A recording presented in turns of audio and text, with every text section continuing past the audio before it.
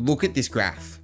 This right here is the average Australian salary before Paul Keating was in charge of the economy. This is the average afterwards. Make no mistake, Australia was one of the hardest places to start a business. The existing corporate mafia were protected and genuine competition was prevented. It is very important to unclog the arteries of the Australian financial system. We've had a very non-competitive environment in banking. We've had 4 major banks and a handful of state banks dominating the whole banking community of Australia. At the same time, Australia imported far more than it exported, meaning we were trading away long-term wealth for a short-term sugar hit. For not allowing true competition and for not exporting much of value, Singapore's Prime Minister Lee Kuan Yew called us out in 1980, saying that if we didn't open up, we could become the poor white trash of Asia. Harsh words, but not unfair. And so, in front of this old apartment block, we're going to answer one big question today. Did Paul Keating actually kill old Australia? Why this random apartment block here? Because that used to be Paul Keating's house. The adjustments which have occurred since 1985 have been nothing short of profound. I mean, Keating's long-term home being turned into a couple of apartment blocks is something of a metaphor, but it's nowhere near as fitting as John Howard's house being turned into a KFC. So, Paul Keating came from right here in Bankstown. It's kind of the punching bag suburb of Sydney because people who were too poor to stay in central or inner western Sydney would move further southwest. And that was the case for Keating's parents of Irish working class descent. So, Paul Keating grew up on this street right here, and by all accounts was a bit of a 1950s esche. He wasn't interested in footy or anything, and mainly would just ride his bike around these streets right here. Like most Australians, he left school at 14 and, like his parents, joined the Labor Party. He had absolutely no ideology, but the Labor Party represented his folk. At this time, Australia was under the rule of its longest-serving Prime Minister, Robert Menzies. He'd run a masterful Red Scare campaign, and as a result, he tarred trade unions with the communist brush. Just as the communist powers and their overseas friends will work incessantly to divide and destroy it. Now, for Keating's father Matthew, an attack on the unions was a direct attack on him. He was a Boilermaker and part of the Boilermakers Union, and so Keating felt as though he had no other path but to join the Labor Party. In fact, he actually just went door knocking on these streets right here. However, being in politics was actually a plan B. It was released in America, it didn't do anything, but it was released later again, and well, it's doing something, you know. So, in 1963, the Beatles had just debuted their first studio album, Please Please Me, and it was an insane success. But at the exact same time, a 19-year-old Paul Keating walked into the Ashfield Hotel and was mesmerised by another band, the Ramrods. They were just local to Sydney, but Keating saw huge potential. Keating made quite an astonishing pitch to them. Leave your day jobs, go full-time, hire me as your band manager, and I'll make you into the Beatles. So going into his 20s, Keating had pretty much never seen his Labor Party in federal power. Menzies had taken government off of Labor when Keating was just 5 and had held it ever since.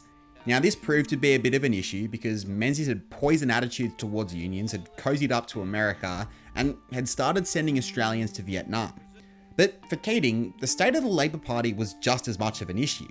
The Keating family had grave concerns that the Labor Party was just attracting people protesting against Menzies, and that it was in fact becoming a protest party rather than one that could genuinely govern the nation. So Keating joined Young Labor, and as the name suggests, it's only for youth and young adults, and it's basically a way that the party can sift through those who have genuine potential and those who are flops. It's also worth noting that the Labor Party has 2 main factions, left and right. Part of it's ideological, like the left is typically more progressive on social issues and the right's just more Catholic, but more importantly, at least generally speaking, each union supports a faction, and so the factions can also represent their donors. Historically, the right has been the dominant faction, particularly in New South Wales. So Keating rapidly rose to become the president of Young Labor, and he impressed the New South Wales Old Guard by going after the left faction. He really rammed home the case that they were far more interested in simply saying things weren't good enough rather than providing suggestions. He also expelled a rising star from the left, Robert Hunt. Now, Keating had caught the eye of a really prominent ex-Labor guy, Jack Lang. If you don't know his story, check out this video here. He was the Premier of New South Wales during the Great Depression and refused orders from Canberra to have the states pay a war debt to Britain. He got fired because of this, and the New South Wales police were willing to back him in a civil war, but he ended up standing down. Now, Lang had earlier been expelled from the Labor Party for a different set of reasons too, but afterwards he ran a newspaper right up there called Century. Now, every Monday and Thursday, Lang and Keating would meet right up over there and discuss a range of things. Keating was particularly impressed with Jack Lang's moral clarity, a trait he also admired about the conservative Winston Churchill. So after being expelled, Lang entered federal politics as a renegade and won this seat right here, Blaxland. It was actually very close to where Keating lived.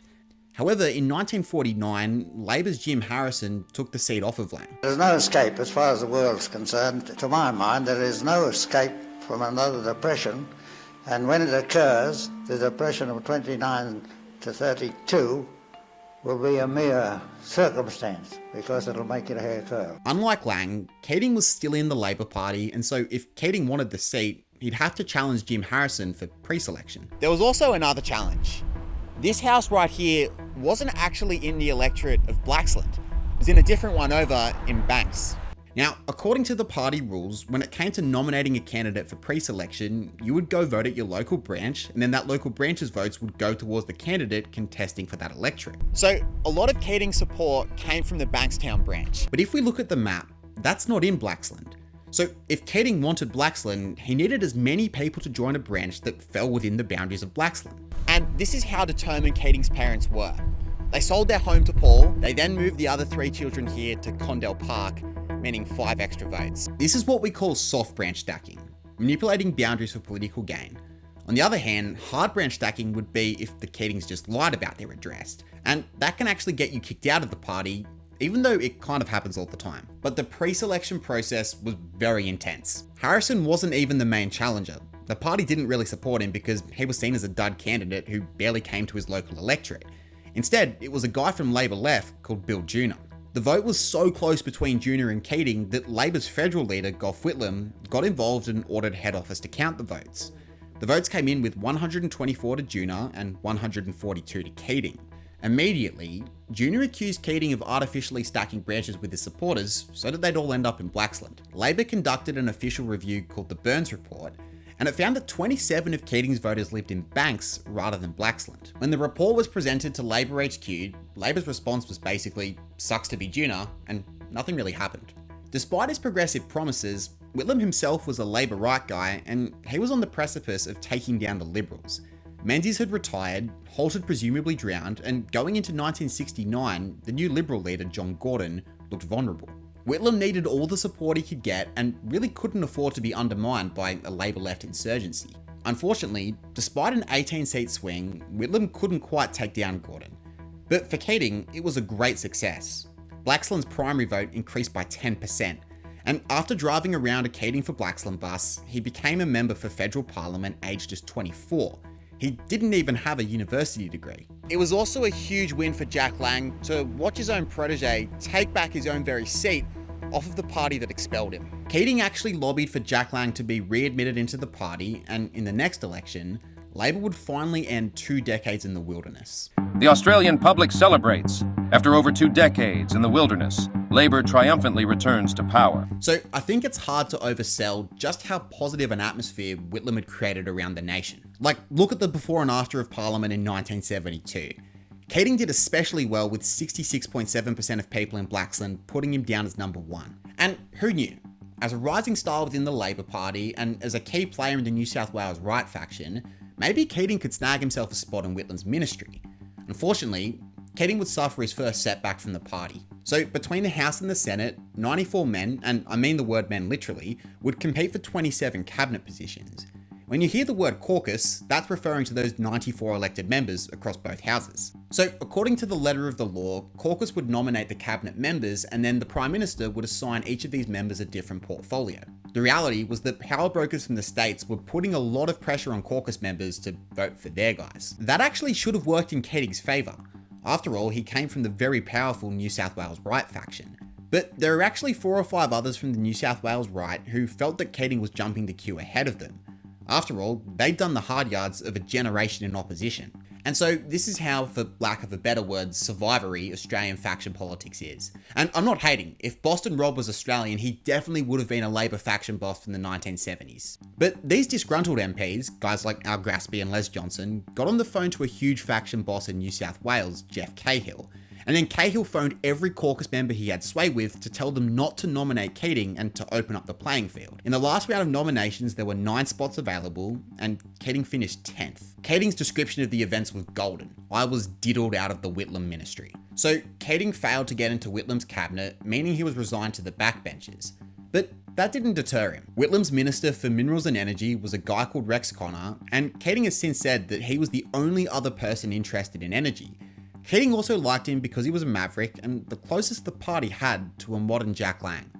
So Keating shadowed Rex Connor, and Connor made the ballsy decision to try and nationalise the mines. In other words, have the government invest in developing its own mining projects so that the profits went to the Australian people rather than a foreign company. But if Rex Connor was going to do that, he needed money. And rather than use the budget, Connor tried to get a loan from a private broker, a Pakistani guy called Tirath Kemlani. The Treasury was concerned with this, and Whitlam ordered the loan to be cancelled, but Connor secretly went ahead. If you don't know the context, after the 1974 election and some dodgy Senate nominations from premiers, the Senate was in the hands of Malcolm Fraser's Liberal Party. He said that he wouldn't block Labor unless they were guilty of, quote, reprehensible circumstances.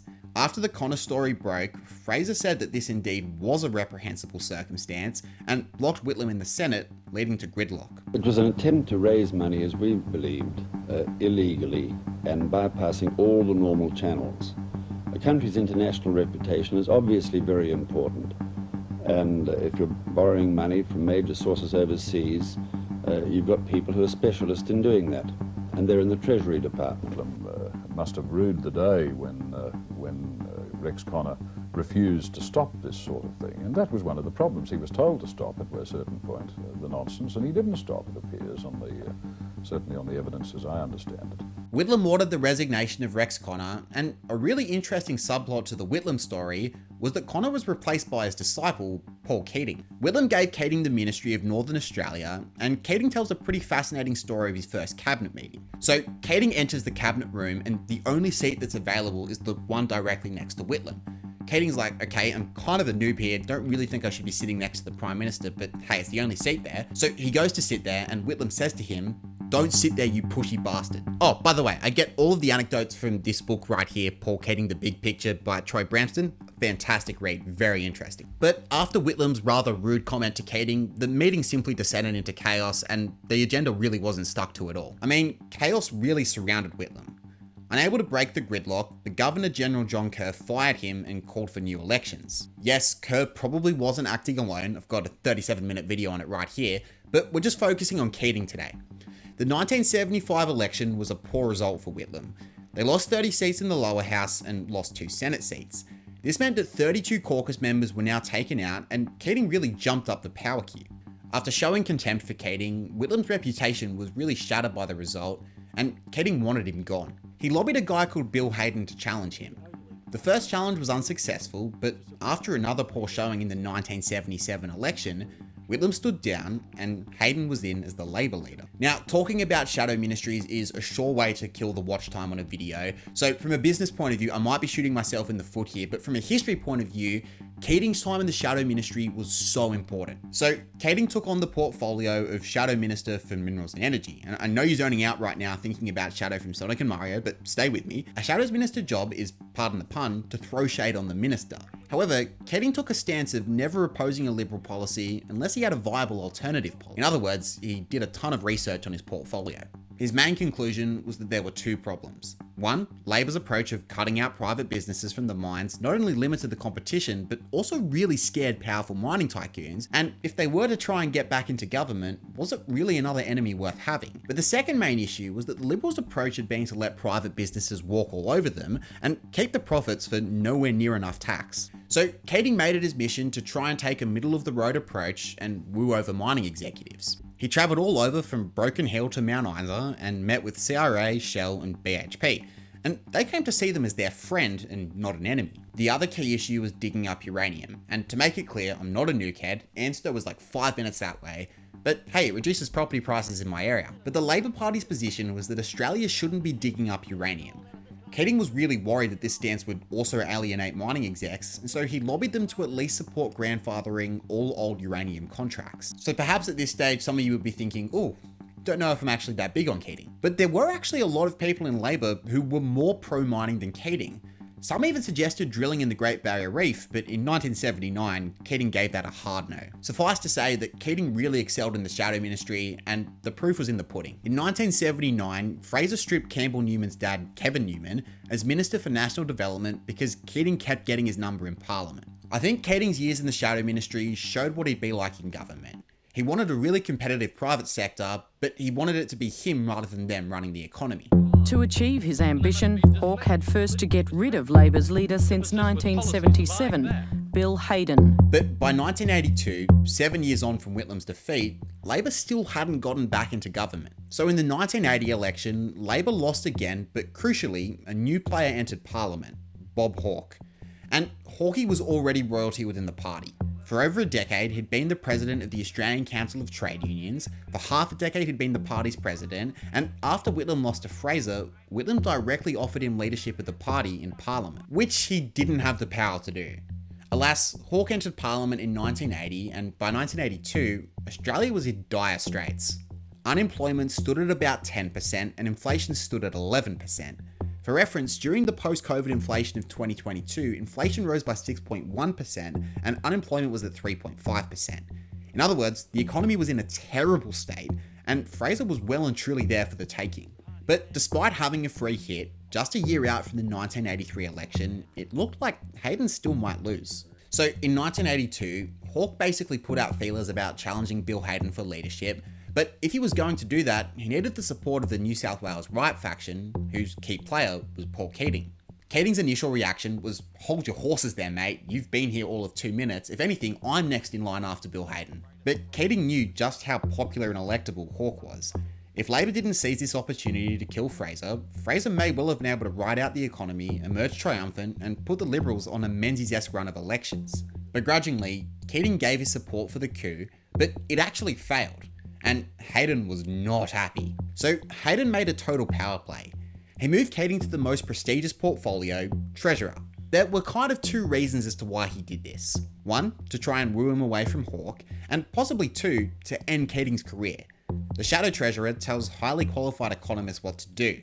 Keating didn't even have a university degree, and with an election around the corner, Keating was about to be exposed. You might be thinking, well, talk about cutting off your nose to spite your face, and I don't know, I wasn't there, but if Hayden did want to punish Keating, it probably was with the knowledge that he wasn't even going to be able to get to the 1983 election. What Hayden also didn't account for was that Keating was well aware that he'd probably need to have a go at the Treasury before becoming leader, and so back in the 70s, he'd hired his own private economics tutor. If Keating was going to be the Treasurer, he was going to master it the same way he'd mastered minerals and energy. So by 1983, the Labor caucus was hungry to be back in government, and key players wanted a ministry. But again, Hayden still looked far from a guarantee of beating Fraser. More and more people regretted not supporting Hawke in the previous year, and knowing the sentiment of his party, Hayden stepped down for Hawke. As a side note, it was actually one of the best leadership changes pulled off. Hayden would serve as Hawke's foreign minister, Hawke agreed to take care of Hayden's staff, and Hayden agreed to give unwavering support to Hawke. You could call it a bloodless coup. Keating stayed on as treasurer, and despite technically not being deputy, everyone really knew that Keating was Hawke's number 2. And Keating had a free hit. Under Fraser, both inflation and unemployment were high. Usually only one of those is high at a time. But coming up with a solution to this was actually quite tough.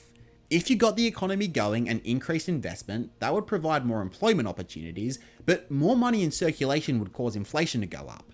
At the same time, if you did things like wage freezes and price controls, that would see this go down, but would limit the spending power of consumers and profitability of businesses, causing unemployment to go back up. It was a real catch-22. Hawke wanted to first focus on inflation and announced a campaign of reconciliation, recovery, and reconstruction, reminiscent of the 3 Rs Franklin Roosevelt campaigned on to end the Great Depression.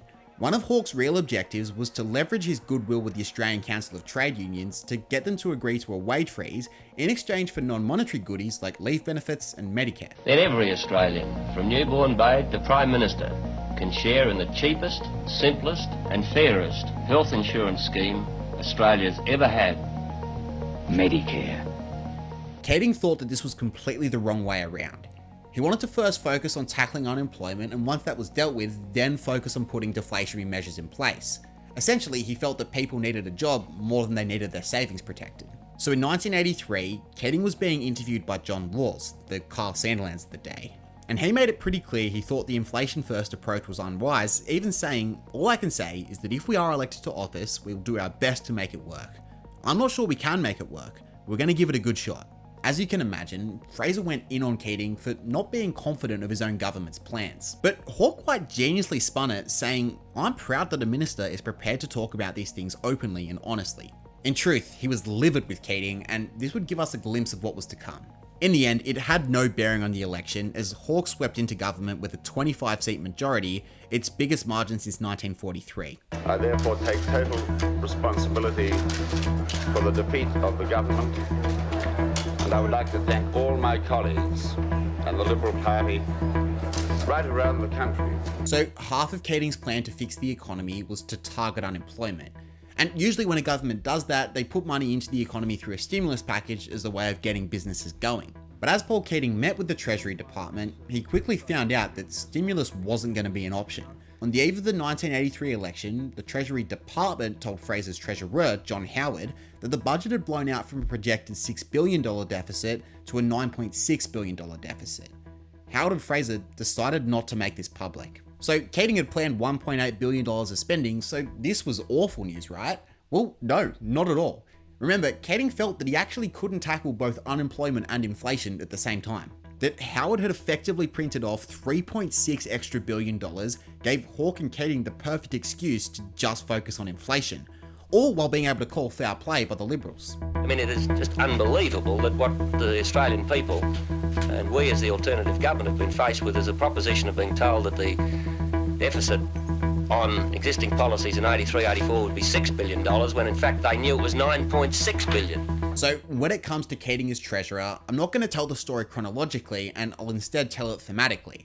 And first I'm going to start with inflation. And if at any point you get lost along the way, this right here is a checklist that you can just wind the video back to. We're going to go through it really methodically. And we'll start with the Accords. So for a former union president, Hawke had a very conservative view on the economy. Hawke felt that wage increases of 13 to 15% in the early 80s had actually been far too high compared with the output of the nation. For instance, in 1982, Australia's GDP growth was only 3%. So as a former union boss, Hawke then had to try and persuade the unions to accept a wage freeze. Talk about a tough sell, right? I'm going to try to sell you the Patreon a little bit later on. Let me know if my sales skills are as good as Hawke's. Now, during the campaign, Keating actually didn't care for an accord with the unions. Inflation was going to be a later problem, but after Howard left the budget in a huge black hole, Keating got on board.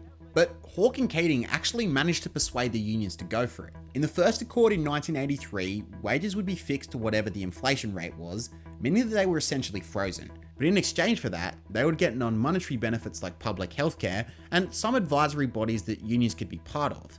It was a reluctant acceptance, but Keating used the $9.6 billion deficit to lobby them to take one for the team. The second way that Keating reduced inflation was by increasing tax. Think about it. If you take money out of the economy and put it into the hands of the government who hold on to it, that goes into eating away at the deficit and reducing inflation. So Keating actually lobbied for a 12.5% consumption tax, effectively an early form of the GST. Hawke held a tax summit where a bunch of options were put forward to both union and business leaders, but the Business Council outright rejected them. So instead, Keating turned to closing tax loopholes and started by increasing the corporate tax rate from 46% to 49%. And if you're thinking, wait, I don't know much, but I do know that Keating cut corporate tax rates, you're right, but that came later. And we'll address that when we talk about unemployment. Another key issue was that to dodge tax, wealthier people were avoiding being paid in an income which could be taxed, and instead parked their money in an asset like houses that could be flipped for other profit, or just recycling income in a way that avoided tax. This money was not only going untaxed, but often going into something like a house, which meant money was going into something that really just stood still, rather than into a business that contributed to society. And this profit from selling an asset is called capital gains. So because of this, Keating introduced the capital gains tax. This didn't apply to the house that you lived in, but in investment properties. Excluding inflation, 20% of the profit was to be included in the seller's income when it came to tax time. The tax only applied to 1% of Australians and brought in $500 million in 1985. Why should somebody who gets their income from buying and selling property or shares pay no tax, while millions of ordinary wage and salary earners automatically pay their tax each week?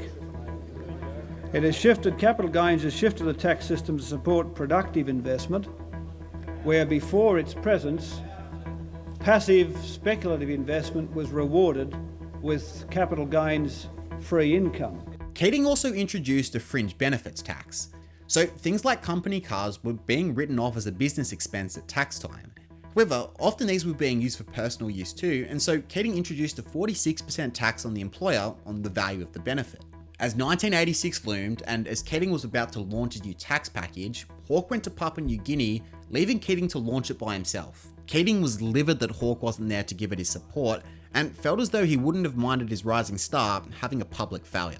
The third way that Keating addressed inflation was with some pretty strong budget cuts. In May of 1986, Australia's trade deficit, that's the value of our exports minus the value of our imports, had grown by $1.48 billion. A short-term deficit isn't that much of an issue because sometimes you got to spend money to make money. But a long-term trade deficit is actually a problem because it's value consistently leaving your country and going into another country. In the end, a trade deficit will drain you of your wealth. Coalition governments from 68 to 83 bar 3 years of Labor. When the capital stock fell to pieces, when you're putting everything on a resources boom, which didn't eventuate, and you left us with a huge external deficit, which was already 6% of GDP in 1980, 10 years ago in the period of Mr Howard's treasurership, and dare I say the leader of the opposition when he was the chief economic advisor. Now, Australia had acquired this deficit by having a pretty uncompetitive export industry. Japan had manufacturing, Korea had technology, Britain had banking, and Australia had coal? In a radio interview with John Laws, Keating was questioned on the trade deficit, and he said that Australia was so disinterested in its economic salvation that $12 billion a year in foreign debt wasn't sustainable, and that the only way to fix this is to slow economic growth down to a canter so that we'd stop buying from other countries. Laws replied by saying, "Then you really have induced a depression." Keating famously then said, "Then you have gone, you're a banana republic," meaning a country too dependent on one export.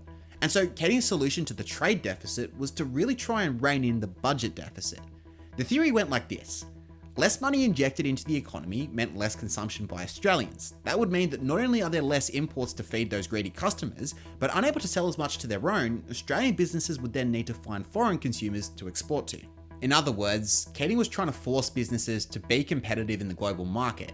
If we were unable to do that, then we'd have given away our wealth. However, at the same time, Keating couldn't reduce demand too much because that would then stop investment in these companies that would export out to the world. It was a really tricky balance.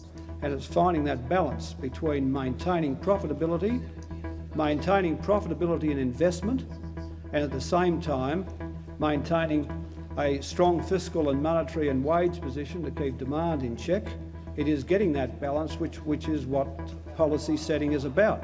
So in 1987, Keating really went to work slashing the budget deficit. Over $1 billion of assets were sold, so that was an extra billion out of circulation, and then cuts to defence in the States actually eradicated the deficit entirely. At the time, Keating was called the Grim Reaper of the Treasury, but in September he'd achieved a feat that hadn't been achieved since 1953, having the budget in surplus for a whole financial year. Why should microeconomic changes be announced in a budget statement? Why? And in which way was their absence? In which way did their absence diminish the value of the fiscal statement brought down last night? I mean, in intellectual terms, why? Oh, listen, interject, tell me. I think if you got back, that you people could hold that? I mean, do you really believe that in a growth economy, you would have any restraint being shown by the trade unions? In other words, tens of billions of dollars had been phased out of circulation and inflation had been curbed. So surely then, unemployment would have continued to increase as the government was cutting money rather than injecting money. Well, no. Between 1983 and 1989, this was what happened to the unemployment rate. In 1983, Keating himself seemed doubtful that both unemployment and inflation could be addressed at the same time. So how on earth did he achieve this miracle? Well, if we go back to the graph, inflation and unemployment certainly get curbed but not killed. And in Keating's mind, a chemotherapy approach would have the economy cancer-free in the future. I mean, the fact is, if you go into an Australian bank, you walk in as a mendicant. You walk in hoping the bank will do something for you. If you go into any other country, you walk in as a customer. They're glad to see you. Now that's going to change. That's what's going to happen in Australia. So let's get up our unemployment checklist to see what Keating did to keep people in work, and we'll start with this one right here, floating the dollar. So before Keating, the Reserve Bank would determine the value of the dollar against other currencies. Remember, prices are set by supply and demand, and so if you control the supply of your currency, you effectively control the price of it. And depending on market conditions, the Reserve Bank would buy up or release currency, and the government gave regulations on how much foreign currency private firms were allowed to hold. Now, with this, there were two main issues. One, the Reserve Bank manipulated it so that the dollar was overvalued against what the market would have it at. This was good for a lot of businesses who could buy imports for cheaper, but terrible for our trade balance. And two, the day before the Reserve Bank announced the new rate, people would buy up Australian dollars, hoping to get lucky on a stronger dollar. Dealing with this nuisance totally drained the human resources of the Reserve Bank. However, if you floated the dollar, the market would decide the exchange rate based on how much the world wants your currency. The Reserve Bank wouldn't have to worry about all the energy put into setting the rate, and it certainly would help with Australia's exports. So Keating was a big proponent for floating the dollar. Like Keating, the Reserve Bank was for it. I mean, having their job description halved was awesome news, but the economists in the Treasury Department were against it. They argued it could trigger a depression by devaluing our currency and reducing our import power. Hawke chaired a meeting to discuss it, and Keating passionately defended the float, saying that a propped up currency could kill our economy in the long term. Hawke agreed and settled for what we call a dirty float, essentially where the government can still intervene if the dollar drops to a really bad low.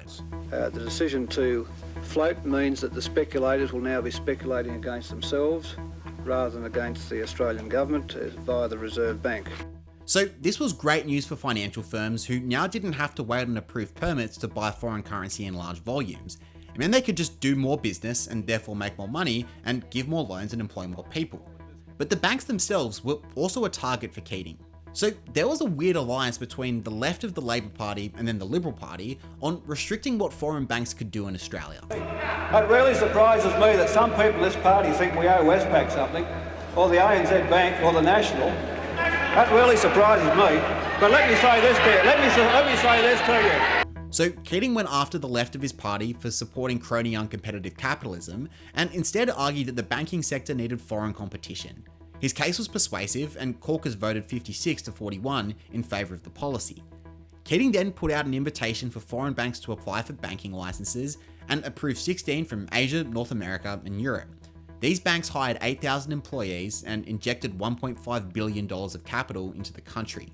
I should also add that Keating allowed foreign takeovers of businesses, meaning that more money was being injected into the economy, and this new money coming in was offset by all those other deflationary measures that Keating had taken before.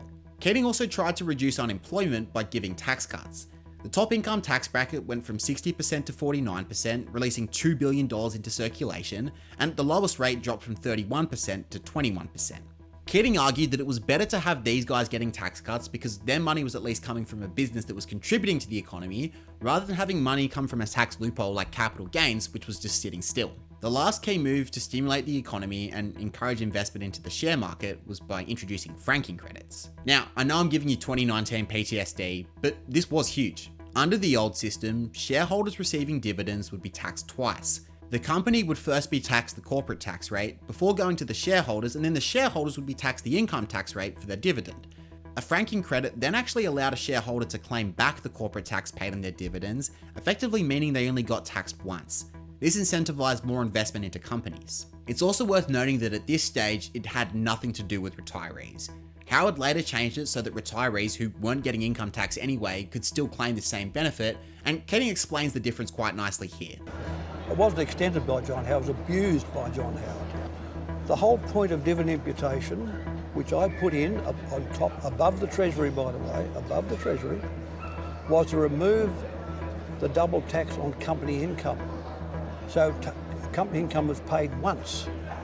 What the Howard Costello change do was to make company income paid nonce. In 1984, Keating won Euromoney magazine's Finance Minister of the Year, and Hawke called him the world's best treasurer. Now, while Keating got the economy booming, you guys have got the Mr. M Patreon booming. In fact, we actually knocked over our entire January goal on day one. Right behind me is the City of Dreams, but imagine if behind me was the beach that Harold Holt drowned in. Imagine if it was the home that John Curtin lived in. This actually isn't beyond the realm of possibility. We have 20% of the patrons that we need to do these documentaries full time. If you've got the craving for more Keating, there's heaps more, including 40 to 50 minute analysis videos on where he ranks amongst the greatest Labor Prime Ministers ever, his 1996 debate with John Howard, his recent comments on AUKUS, and how the Liberal Party tried to write him out of history. Why not pause the video right here, join the Patreon, and feel good about funding a future of Australian history. So Keating was an absolute asset for Hawke, but from 1984 onwards, he felt that he was the only one driving home policy ambition. So in 1984, Bob Hawke became aware of his daughter's opioid addiction, by many accounts blamed himself, and this was compounded by the fact that Labor did a whole lot worse in the 1984 election than Hawke expected. Hawke called the election trying to ride the wave of his early popularity, but it didn't translate into votes. In 1987, Hawke won again, this time against John Howard, and Keating was starting to now feel as though it was his time. You see, back in 82, Keating felt that he was next in line after Hayden, and so him stepping aside was an act of graciousness that should have been rewarded later down the track. In fact, Keating has always since argued that Hawke mentioned to him the prospect of a leadership changeover in the third term before the government got too stale. Something that Hawke vehemently denies. As a side note, Hawke and Keating tend to have different accounts of a lot of things, and from reading both of these books, generally the witnesses tend to side with Paul Keating. But in 1988, Hawke was a year into his second term and still hadn't stood aside. Keating flat out asked him when he was thinking of retiring and agitated for the move. So this time, to ensure that Hawke honoured his word, Keating wanted a codified agreement with witnesses. Keating actually wanted to bring the other big faction boss from New South Wales, Graham Richardson, but Hawke denied this request. Richo has since said that that was because Hawke knew he was too influential and would make him pay for not keeping the agreement. So Keating brought the Secretary of the Australian Council of Trade Unions and Hawke brought a business magnate. They met at Kirribilli House, and in the Kirribilli agreement, they agreed that if Hawke won the 1990 election, he'd hand over leadership to Keating in the fourth term. Hawke added a clause that if Keating ever publicly spoke of the deal, then it'd be off. Keating has since said that he reckons that Hawke never had any intention of keeping his word. But the late 1980s had more issues than just the leadership. As part of its strategy to curb inflation, the Reserve Bank kept interest rates quite high, like pushing 20%. Obviously, this annoyed Aussies with debts, and whether it was public pressure or just underestimating how much Australians would then consume, the RBA felt it was safe to lower the interest rates, but this meant some consecutive years of high inflation. Keating warned that this was unsustainable and that once again we needed to deflate and remove money from circulation, though he promised a soft landing rather than a recession. The RBA then hiked interest rates up to nearly 20% again, which meant much less borrowing and much more money going to mortgage repayments than, say, Video Easy. As businesses were making less profit, layoffs started happening, beginning a downward spiral in the economy. After 2 quarters of the economy in retraction, in 1990, Keating famously said, Well, I'll just give you a few comments on the national accounts. And the first thing to say is that the accounts do show that Australia is in a recession. The most important thing about that is that this is a recession that Australia had to have. So this was hugely controversial for obvious reasons. If you've lost either your job or your house and the Treasurer says this, it seems really unsympathetic. But he wasn't wrong.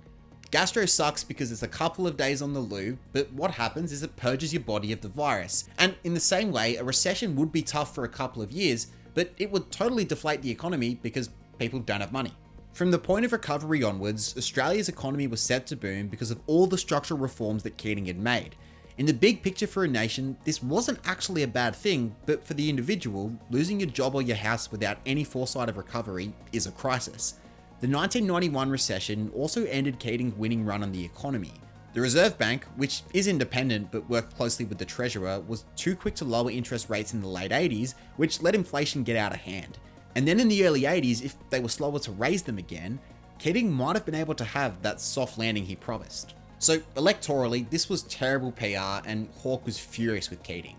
According to Keating though, Keating actually flagged this with Hawke in advance and Hawke read it and said nothing. Hawke vehemently denies this, and to be honest, it kind of reminds me of when I was a teacher and the year 7 would come up with the he said, then there'd be the she said, and it just spiraled out of hand. You might have also noticed that I said this recession came in 1990, which meant Hawke had indeed won the 1990 election, but still gave no indicator of his retirement. At the end of the year, Keating was set to give an off-the-record speech to journalists. However, the day before, the Secretary of the Treasury Department, Chris Higgins, died from a heart attack at the Institute of Sport. He wasn't even a year older than Keating, and so this only enforced Jack Lang's advice that you haven't a second to spare in politics. So at this address, Keating went on a tirade about the absence of leadership in Australian history. He said that America had 3 great leaders, Washington, Lincoln, and Roosevelt. Keating argued that not even Labor's mighty John Curtin were in the same category. Keating went further, calling himself the Placido Domingo of Australian politics. How's a dude from Bankstown pulling out a reference like that? Placido Domingo is a famous opera singer and conductor, and the likeness was that Keating had provided the vision and the policy direction. He never said this in the speech, but Keating found Hawke to be indecisive and a people pleaser, which meant he never defined his own vision. The speech inevitably got leaked, and Keating had to explain himself to Hawke, particularly the bit about no great leaders. Keating basically said there's no shame in not being Washington, and that it wasn't a dig at him. To this day, Keating said that the speech was never a dig at Hawke, but it didn't matter. Hawke argued that the speech showed that Keating didn't have leadership potential, and said that the deal was off.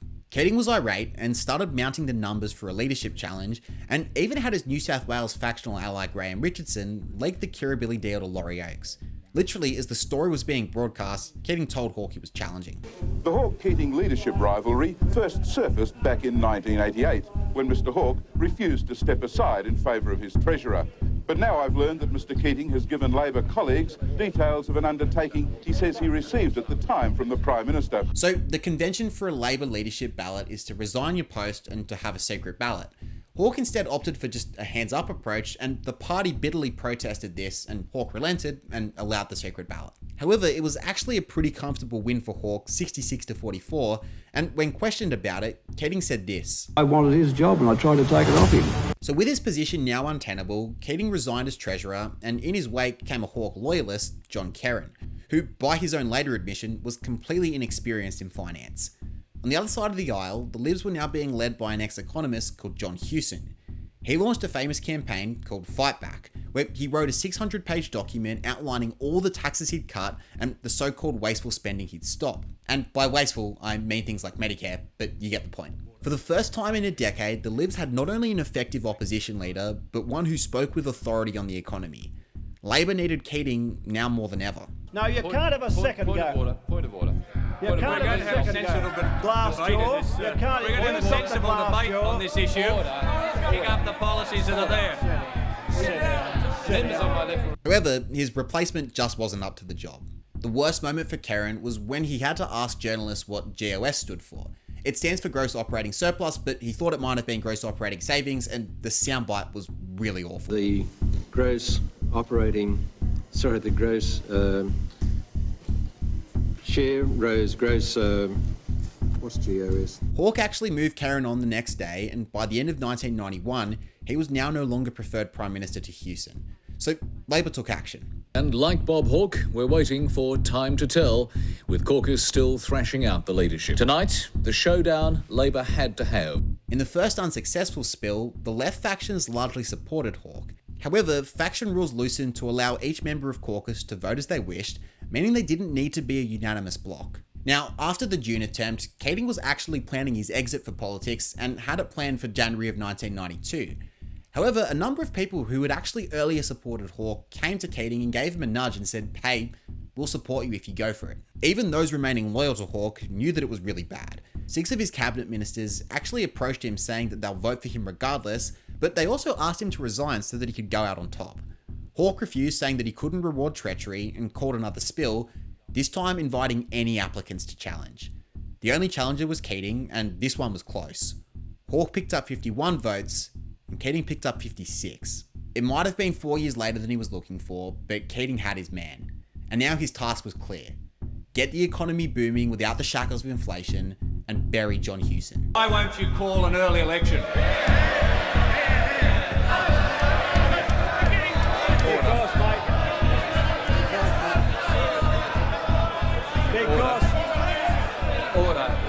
The answer is, mate, because I want to do you slowly.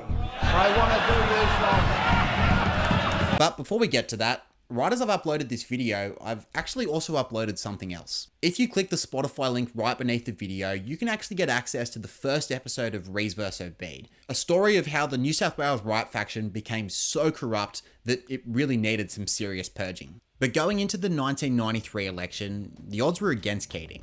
The Liberals were resurgent under John Hewson and under Fightback. Hewson had promised to restrict the role of government in wealth distribution by both taxing and spending less. The main exception to this was a 15% tax on consumption that would fund the rest of the income and corporate tax cuts. In other words, this was a GST, transferring the tax from the seller to the consumer, and Keating wanted to hammer Hewson on this. But if you've been paying good attention, you might remember that back in 1985, Keating proposed a 12.5% consumption tax that he dropped when he couldn't get support for it. Well, Keating argued that back then it was contextually a good idea because they were trying to reduce inflation, but now trying to recover from a recession, it was a dumb idea to reduce consumption. So after having laboured for a year to bring out the accountancy of the GST, we find that the econometrician most associated with it says it'll actually reduce GDP. Well done, Professor. Well done, Professor. So Paul Keating's way of countering Fightback was to come up with his own policy initiative called One Nation. He got there before Pauline. There were three core components to this. One, remind voters that Hewson wanted to replace awards with individual contracts, so that would mean 16-year-olds negotiating with their Macca's manager their pay and conditions. Alternatively, Keating would keep awards. Two, run a scare campaign on the Liberals trying to get rid of Medicare the same way that Fraser got rid of Whitlam's Medibank. And three, by far the most important one, just talk about the GST. On this one, Keating was particularly effective. In one instance, John Hewson was asked the implications of putting a GST on a birthday cake, like would the icing be taxed, the ingredients, or just the final product? Hewson really struggled to answer. That's what I'm addressing in the question. To give you an accurate answer, I need to know exactly what type of cake to give a detailed answer. I mean, if it's just a cake from a cake shop that is not presently subject to sales tax, it will not attract the GST. But isn't if it is a cake from a shop that has sales tax and it's decorated and candles, as you say, that attract sales tax, then of course we scrap the sales tax before the GST is imposed. It's just an example. If the answer to a birthday cake is so complex, you do have a problem. Keating really capitalised on this, saying if you don't know it, don't vote for it. Again, he got there before Dutton.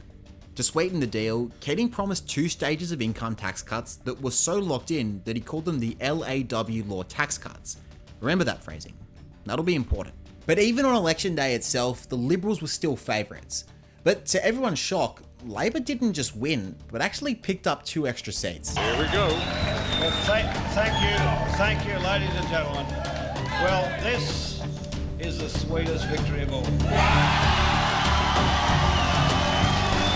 But it wasn't all good news. Months after the election, the Department of Treasury told Keating that the starting point for the upcoming budget was an $18 billion deficit, essentially double the original deficit margin that he inherited in 1983. Remember, Keating had promised 2 rounds of tax cuts which would only make the issue much worse. Essentially, he'd overpromised at the election. As a compromise, Keating brought forward the first stage to 1993, but then delayed the second stage to 1997 to 1998, well past the next election. His voting base were furious with this, and the Libs would use this as ammo. Keating remained on the defensive, but didn't exactly nail the wording. John said now for a year about the LA law tax cuts, Most historians would argue that Keating's failure to keep his 1993 promises were the beginning of the end for him. But he wasn't done restructuring the nation. And so, for the sake of simplicity, I'll go through the 4 ways Keating once again changed the economy, this time as Prime Minister. And we'll start with super. For the American viewers, super is our equivalent of the 401k. Essentially, an employer, rather than the government, pays your retirement fund that you can only access at a certain age. That money is kept in a fund that is invested back into the economy to have a greater return than just sitting in the bank. Now, super was around well before Keating, and during Hawke's time in office, it increased from covering 53% of workers to 71%. Keating wanted it to be compulsory and proposed a progressive increase that employers had to pay to their staff's retirement fund. Starting at 3% of a worker's salary in 1992, super was to progressively increase to 9% by 2002, and in 1995 they actually made the target 15%. The impacts of this were absolutely huge on two different fronts. For workers, they were finally brought into the business class because when a business profited, so did their retirement fund. As Keating argued, workers could now have a home, a car, and shares of companies, something very few countries' working classes could boast of. But this was also huge for the economy.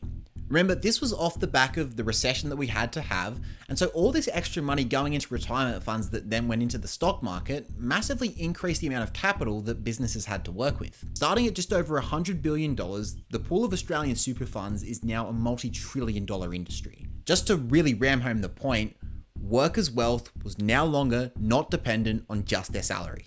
The second key way that Keating transformed the economy was to allow direct enterprise bargaining. Now, I promise this isn't year 11 business study stuff. Stay with me. Collective bargaining is when a business negotiates with a union to set minimum standards for a contract. These minimum standards are what we call an award. Alternatively, direct enterprise bargaining involves the company or enterprise directly negotiating with the employee. In 1988, Hawke allowed for direct bargaining on some working conditions, but crucially not on pay. But in 1992, Keating gave the green light for direct pay negotiations as long as the award was the minimum starting point. You might be thinking, well, why would companies bother paying above the award? Well, this was Keating's goal. Going above the award had to involve productivity improvements for the worker.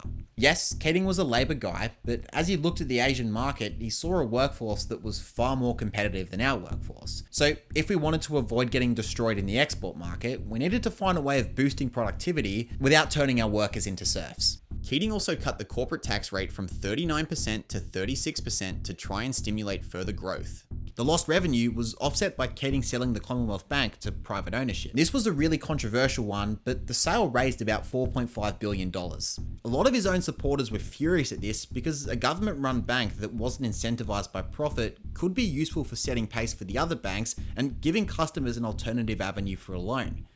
Keating argued that the reality was that the safety net of government funding made them go for uncompetitive safe loans and didn't actually add much value to the economy for how much it cost. Keating told them to kill what they ate and to go for more creative loans to fund themselves. Like I said before, Keating's big accusation was that Australia had suffered from generations of being an uncompetitive economy. And so he also introduced the National Competition Policy. But let's be real, no one cares about that. What people do care about is the personality. So Bob Hawke's philosophy around leadership was that the leader merely facilitates. He let each of his own cabinet ministers pitch their case and then would intervene only to settle conflicting interests.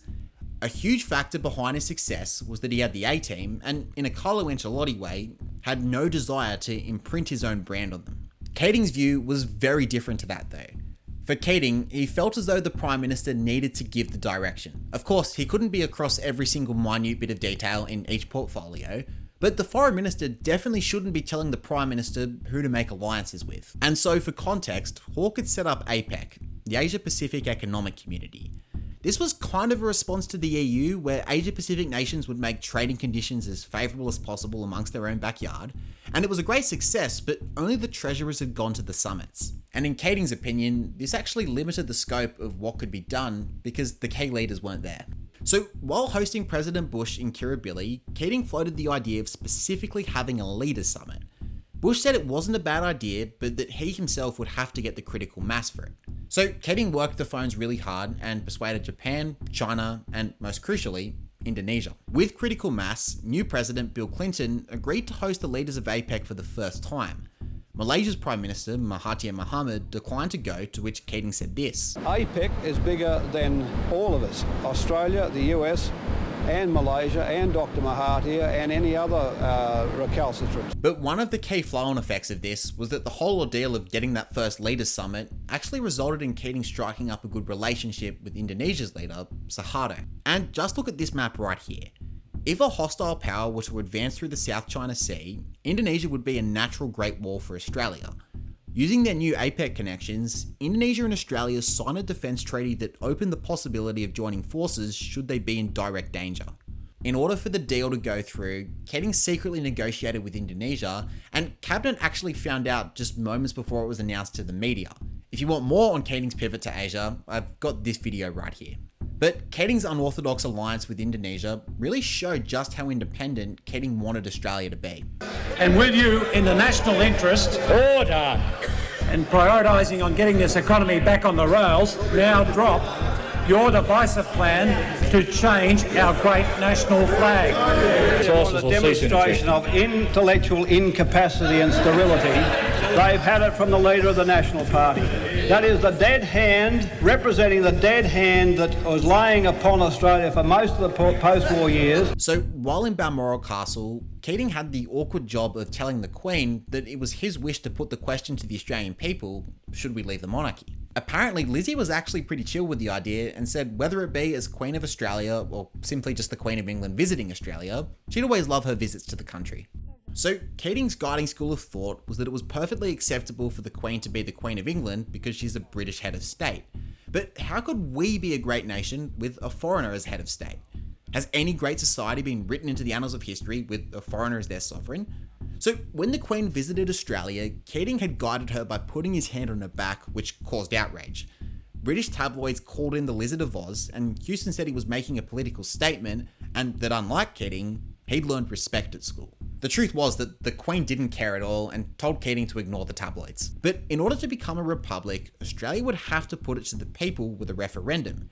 And if there was to be any chance of it having a majority of votes in a majority of states, it needed to be something palatable to the Liberal Party and its voters. And so in order to do this, Keating created the Republic Advisory Committee filled with people friendly to the Libs. It had New South Wales Liberal Premier Nick Greiner, and it was chaired by Malcolm Turnbull, who then wasn't a Liberal, but was an investment banker and Kerry Packer's lawyer. So of that ilk. As a side note, Turnbull actually went to Keating and asked if Labor could put him forward as a senator. Keating talked him out of it and said that you definitely don't want to be a senator, and what could have been? The committee's proposal was that Parliament choose the head of state, and to ensure that both parties got a say, there would be a joint sitting of House and Senate, and the President would need 2/3 of their support. The President's powers would essentially be that of Governor General without relaying stuff to the Queen.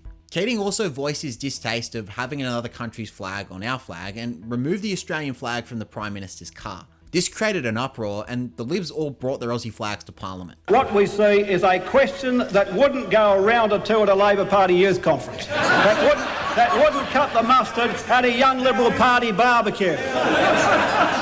But if Australia was to move forward, it had to first look back and properly unshackle themselves from the lie that the building of a new society didn't come at the expense of an existing one. The starting point might be to recognise that the problem starts with us, the non-Aboriginal Australians.